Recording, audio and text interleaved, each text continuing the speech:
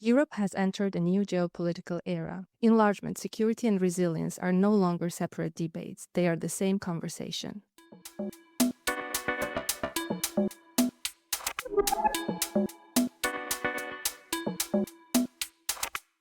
Welcome to Invigorate EU Talks, a podcast series born from a major EU-funded Horizon research project, bringing together leading scholars and policymakers from across Europe to do exactly what the name suggests: reinvigorate EU enlargement and neighborhood policy in a changing world. I am Mariam Khotenashvili, Executive Director of TEPSA. In this second episode, we turn to the link between the EU's security and defense policies and the enlargement process. We are joined today by Petras Austrevicius, member of the European Parliament from the Renew Europe group. Mr. Austrevicius is active in the Committee on Foreign Affairs and Subcommittee on Security and Defense, and serves as standing rapporteur on the EU enlargement strategy. I also wholeheartedly welcome Tine Karjalainen, research fellow at the Finnish Institute of International Affairs and an important contributor to the Invigorate EU project.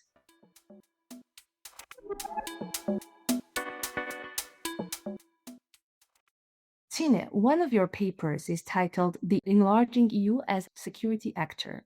For decades, enlargement was mainly about reforms, convergence, and democratic transformation. Today, the language is very different. It's deterrence, defense readiness, resilience. So has enlargement effectively become part of Europe's security strategy?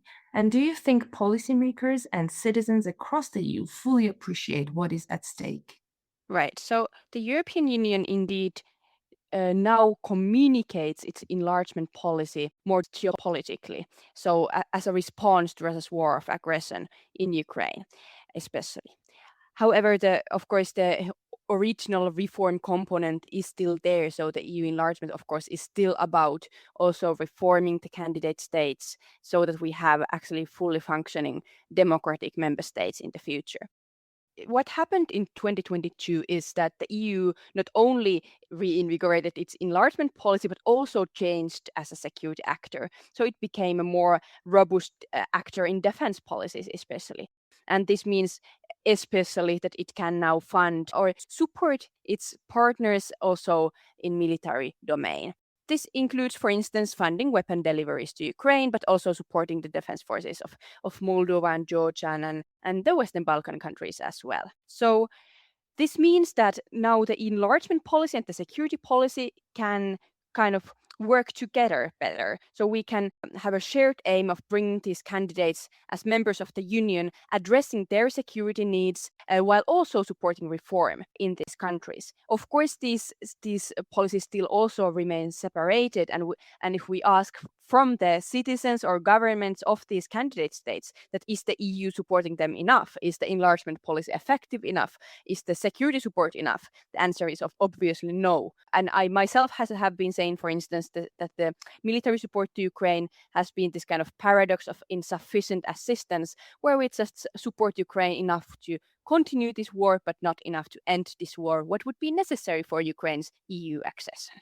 Very good point, Tine. Mr. Austrevicius, if enlargement is increasingly becoming a security issue, is European public opinion keeping pace? As an elected politician, would you say that public support for EU enlargement will be sufficient at the moment when the big decisions will need to be made? And how to convince more citizens that EU enlargement will be both necessary and beneficial?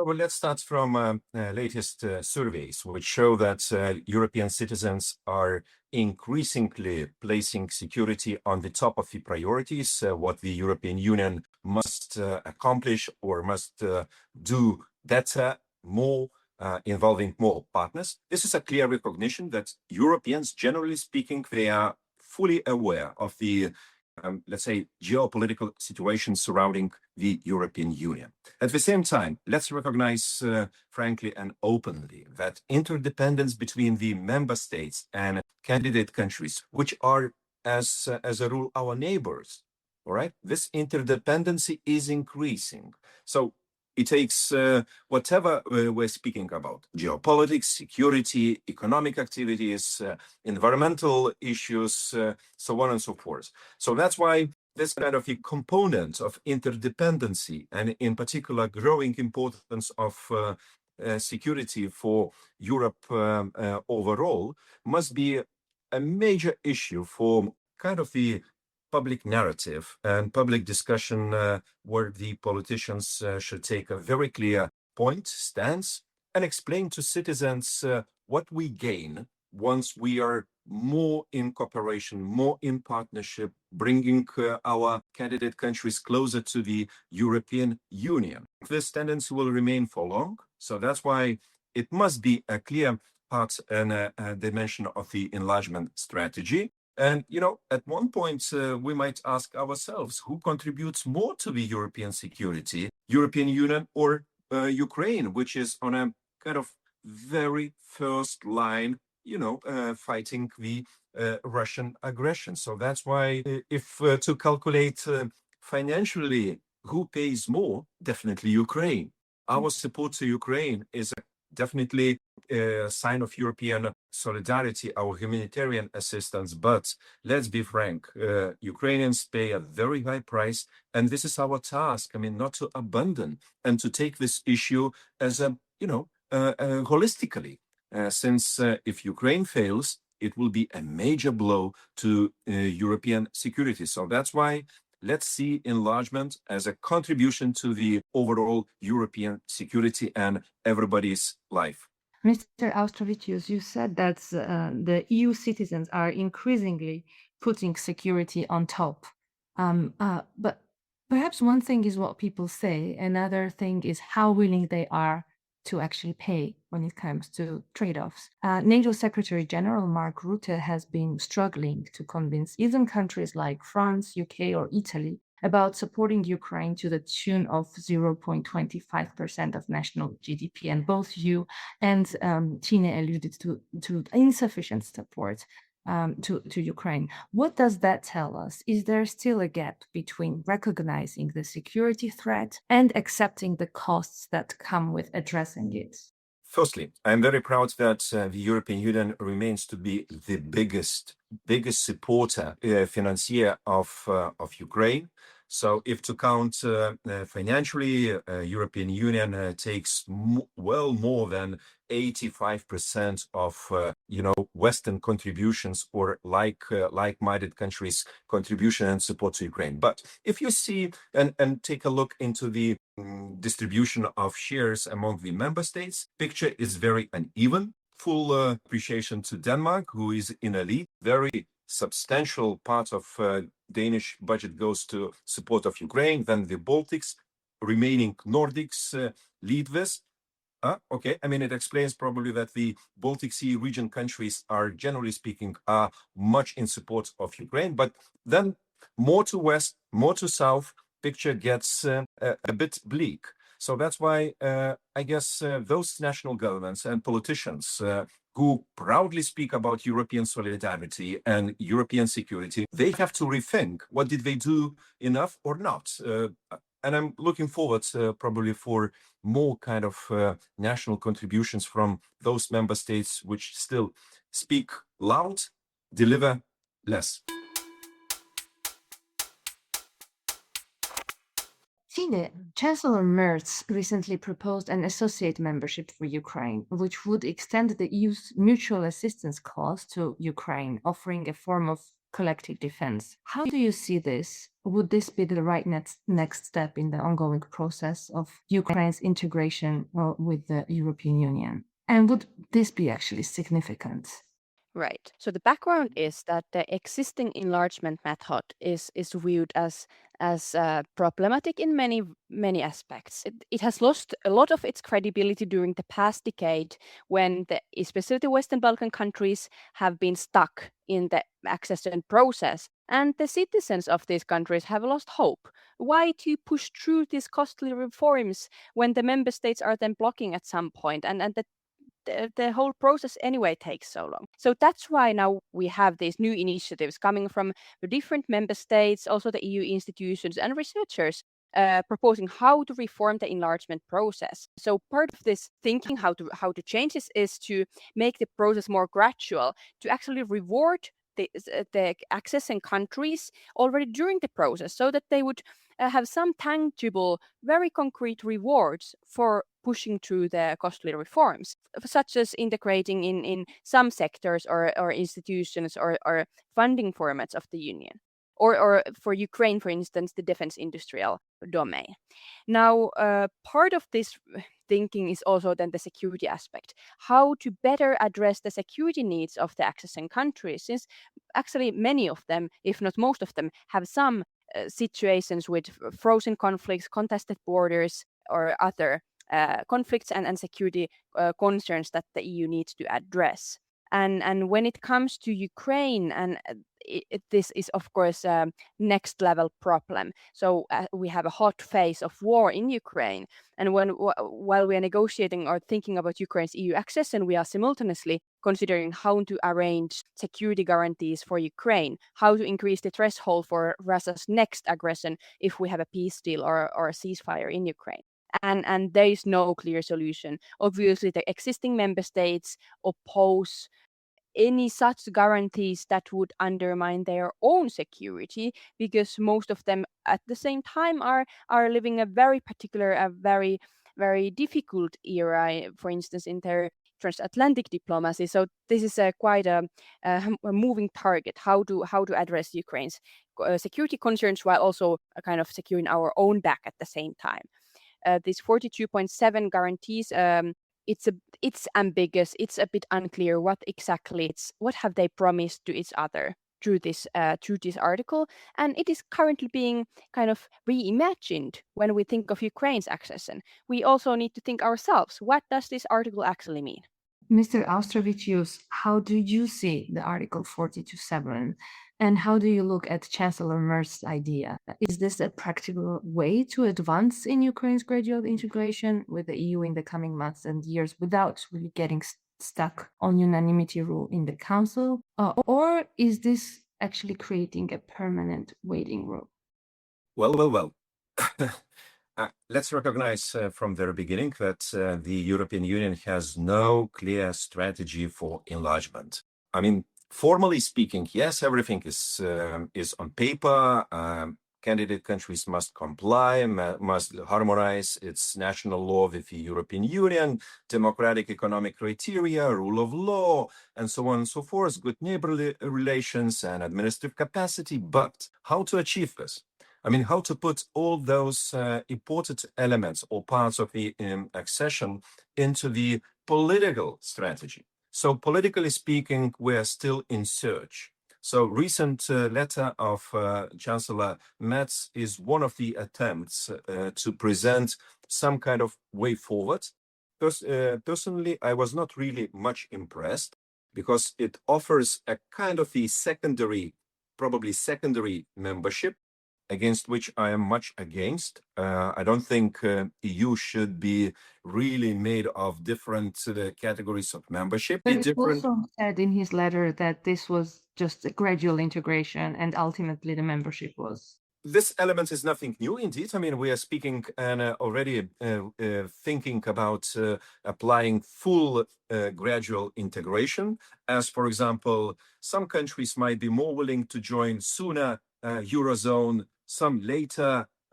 Some countries might contribute to the European Defense Union, some less to a certain degree. Here, I am completely agree. I mean, it's given. But how to make this overall enlargement package moving? I mean, what will be happening after the closure of last chapter of negotiations? Will be kind of through drafting treaty into the membership, or still, as you rightly said, called waiting room? I think we are agreeing that we have no solution yet on the political level. And why we don't have it? Financial issue and financial dimension as well is an important one, because, I mean, it means about the reforming of the EU budget. But I think this year must be really a break point in finding the solution. We can't go around same issue for so long. Time is ticking. We have to present candidates with a clear roadmap, and ourselves, because if EU politicians have no picture, we will be sending very conflicting, very non-comprehensive messages to the public. And indeed, some countries in this waiting room already for more than 20 years. So that's why, let's be frank, let's decide what to do, when to do, and who might be first. I don't see it as a big bang kind of enlargement. I guess it will be group by group or country by country, but let's make it clear what enlargement strategy we will apply.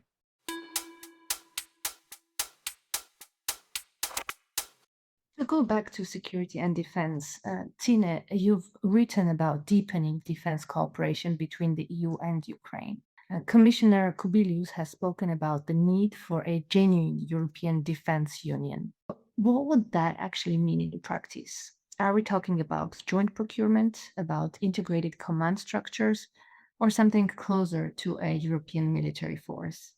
So, first of all, the starting point is that before 2022, Ukraine was not integrated in European security and defense structures. This is just important to understand that the military cooperation between European countries and Ukraine was very limited, and Ukraine was not part of NATO or EU. And actually, the EU, for instance, there were many member states that were opposed to any very concrete and tangible security cooperation with Ukraine. Now, however, after 2022, we see indeed a complete shift in the EU policy vis-a-vis Ukraine, but also much higher ambitions in defense policies in general. If we go through the new Commission agendas, the white paper for defense, the European Defense Industrial Strategy, the Defense Industrial Plan, SAFE instrument, all of these very ambitious strategies treat Ukraine as a country that will be part of these plans. So part of the deepening defense integration or cooperation in Europe. However, while this is true, that the EU framework and EU-Ukraine framework, this is new and historic, at the same time, of course, we need to understand that the European Union is not a defense alliance. So this has nothing to do with, this is not a defense alliance as NATO is. So the EU's role still is to build the capabilities of its member states that then most likely have collective defense through NATO. And similarly, for Ukraine, it is to build Ukraine's capacities to support it reform, and also the European Union, of course, has a very important role in ensuring that Ukraine's European integration succeeds, and this NATO cannot do at the moment. At least no coalition of willing can actually make Ukraine integrate in Europe. So this is the added value of the EU, that it can support Ukraine militarily. I think it's 11 billion euros that Ukraine has received only through the European Peace Facility support. That is a very important, has been a very important EU instrument incentivizing the member states to send weapons to Ukraine. And there, of course, the member states do it also outside the EU framework. But then additionally, the EU can offer this integration path that ensures that these Ukrainian armed forces that are increasingly seen as a security contributor in Europe, that these armed forces also are, of course, democratically controlled also in the future, part of the European democratic family with strong rule of law institutions behind them, right? And this is the kind of what researchers think as the transformative power of the EU, that it can help these countries to also move forward in their transition paths. Now, finally, I also want to second what we just heard about the problems of EU enlargement. So I want to be completely clear. The existing enlargement policy does not produce enlargement. It is a very problematic policy, and if we continue business as usual, we cannot count on enlargement actually happening. But we need a more credible, more trustworthy, and less vulnerable process so that the candidate states actually have the incentive to conduct those reforms that are needed for their EU accession.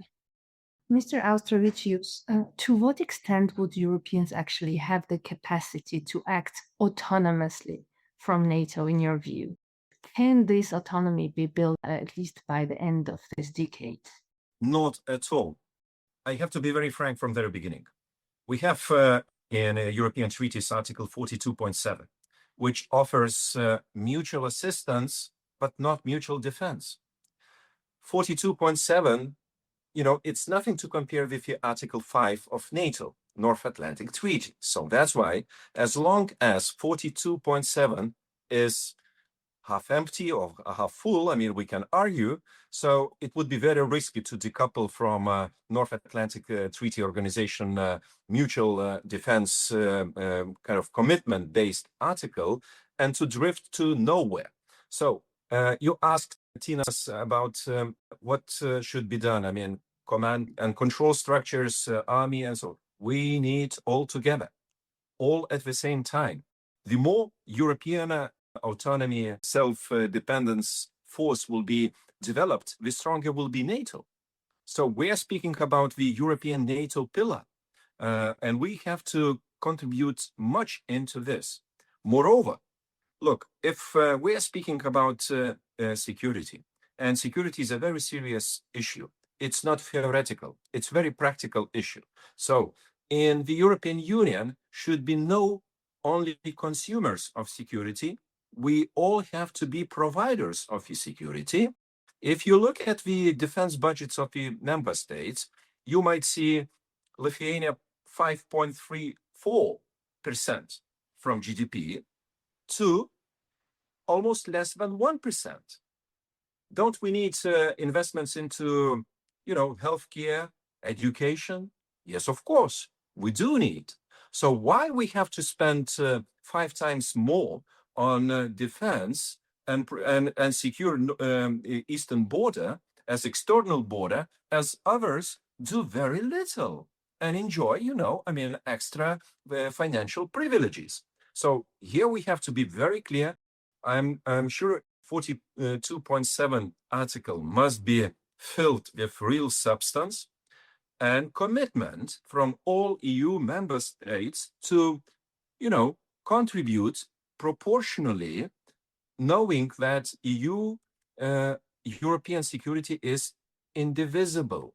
It's all or nobody. Very interesting, Mr. Austerlitz. What I would like to ask you is about the European pillar of NATO, because you, on the one hand, you are advocating for stronger defense clause, for strengthening the Article 42.7, but you are also bringing still NATO very much into the picture. And we hear so much about the European pillar of NATO, but to what extent it's possible to have it then without still creating a dependency on the United States, which would still keep Europe vulnerable?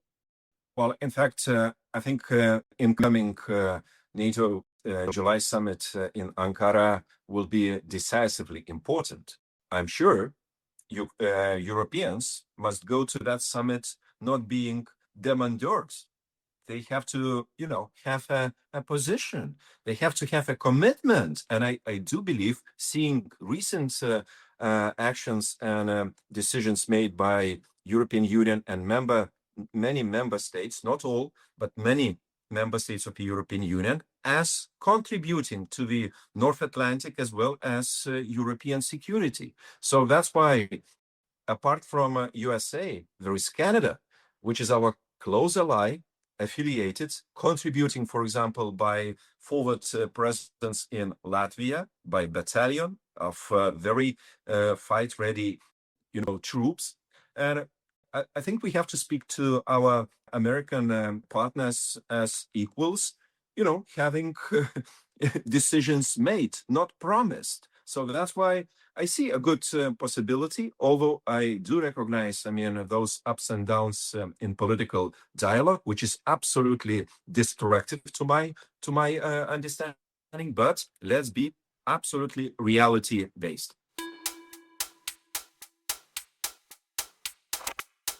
In another paper based on Razumkov Center polling, Ukrainians identified military aid, especially weapons deliveries, as the top priority, even above reconstruction or EU membership. The logic is very simple. Reforms and accession matter only if the state survives. Is the EU striking the right balance between support for Ukraine's defense and support for reforms? I hope so. Let's start from this, that Ukraine has more than 1,200 kilometers long front line with Russia. So to keep that front line, it's not a joke. It's a very, very serious issue.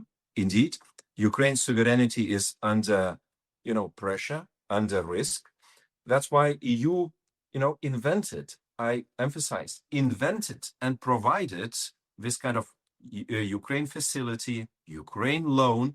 Never before the European Union was ready, to go forward with these kind of security and finance-based instruments. So that's why I do believe that there is rather comprehensive understanding in the European Union what comes to Ukraine's support, and we will do not just whatever it takes, but as long as it takes. So we have to be very committed to Ukraine's future. Yeah, I completely agree. In the past, there has been this fear this experience in these neighboring countries, especially those that remained outside the accession process, that the EU uses the lack of reform as an excuse for not supporting them, for instance, when it comes to security problems. And now it has indeed changed that now we are supporting these countries despite the same lack of reform. So there is maybe a better balance between emphasizing requiring reform and supporting these countries in their most urgent need under the Russian military aggression.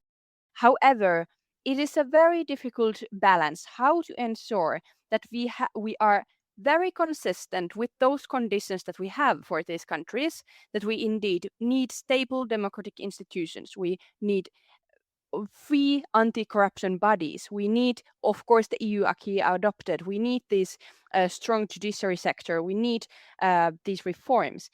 While at the same time, of course, these countries need the urgent forms of support right now, and we cannot give mixed signals, such as that we publish a communication that commands Ukraine for reforms, that everything is going well, and then in a year we say that no, actually you are missing the key reforms, right? We need to be consistent in our communication that this is the list of reforms, this is where you are, and this is what is missing. And this is not only what the government in Ukraine needs, or in any candidate country. I'm so sorry, I'm focusing now so much on Ukraine, but also the civil society actors, the experts, the analysts there need this, because these are the domestic actors that will actually serve as the watchdogs of reforms also in the future, ensuring that it's not only the commission that requires reform, but there's this domestic process of accountability. And for this reason also, we need to be very consistent of what we actually require from the candidate countries. To add perhaps a layer to this question of reforms, Ukrainian leadership is very determined to join the European Union, but they're also warning that reforms should not destroy the country while it is still at war. There is this painful issue of carbon pricing with impact on Ukraine's industry, obviously. There are concerns about opening up the railway sector too early, and overall about how to strengthen democracy in Ukraine without making it vulnerable to Russian propaganda. How do you see this dilemma, Mr. Austervicius?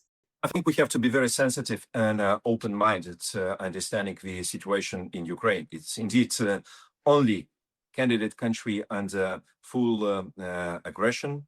Knowing how much Ukraine from its budget pays for military forces and its own defense, it's more than 50%. 50%. So we have to be absolutely realistic how much Ukraine can invest into, for example, upgrading infrastructure, strengthening administrative capacity on its own. Very little for the time of being. But we have a commitment, we have a promise, and these promises must be fulfilled. We have to have a clear timetable on each and every chapter where Ukraine's commitments will be, signed, agreed, and then verified.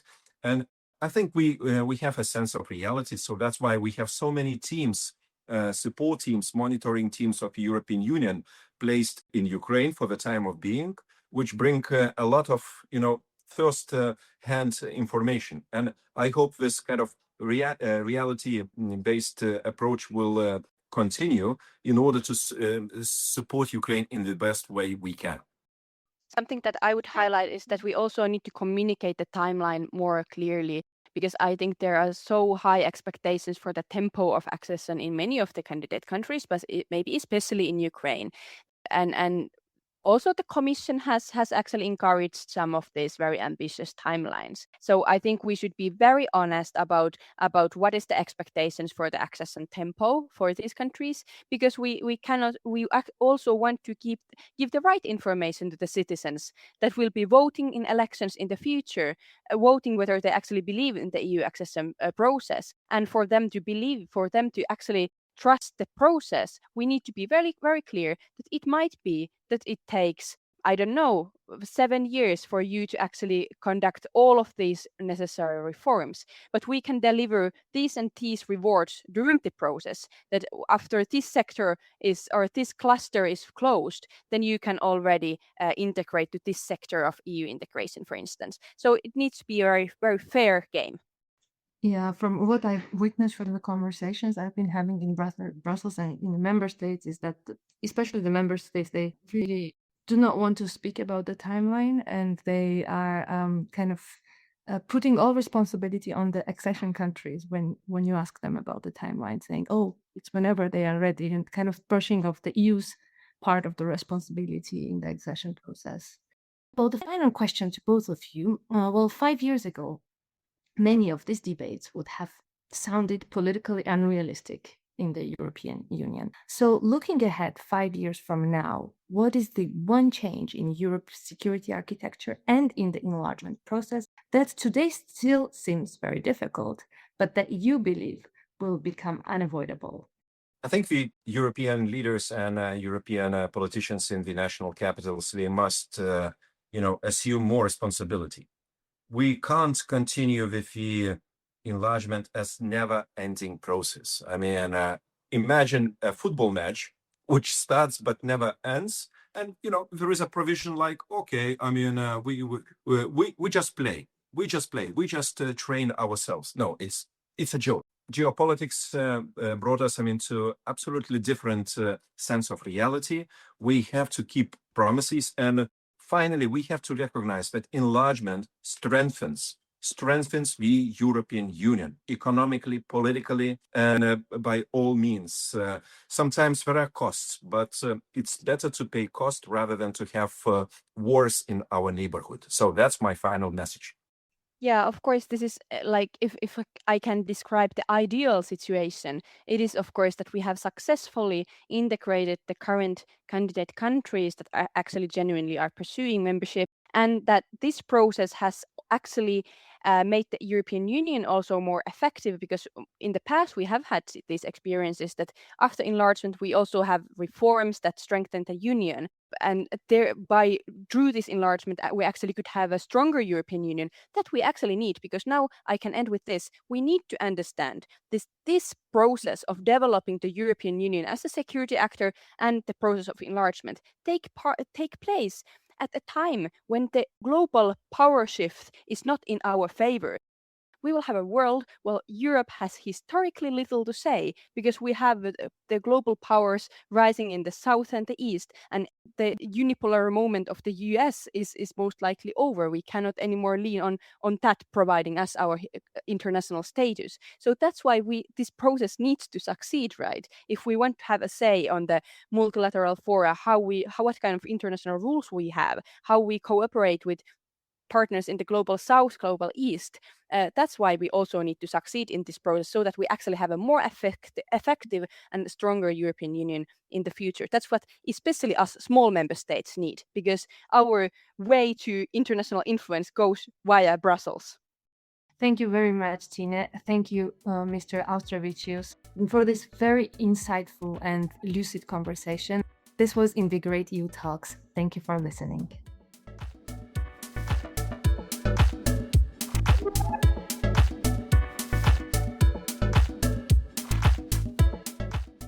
This episode is brought to you by TAPSA, and it's part of the Invigorate EU project funded by the European Union.